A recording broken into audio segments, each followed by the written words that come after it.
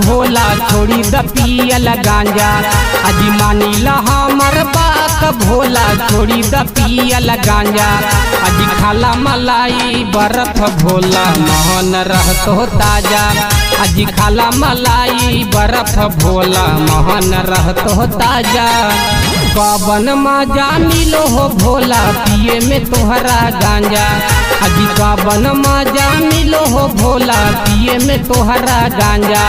अजी खाला मलाई बर्फ भोला मोहन रहतो ताजा। अजी खाला मलाई बर्फ भोला मोहन रहतो ताजा।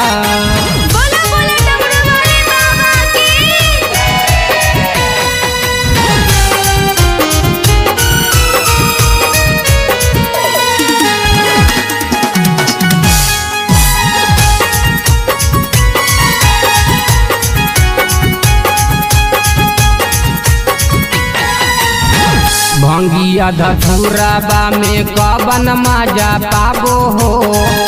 लड्डू या पेड़ा तोहरा मना हूँ ना भाबो हो।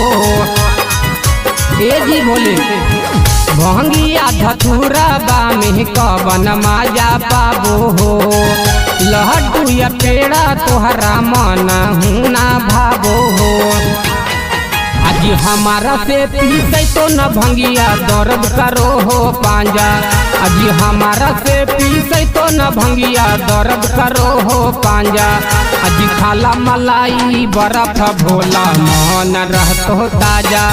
अजी खाला मलाई बर्फ भोला मोहन रहतो ताजा।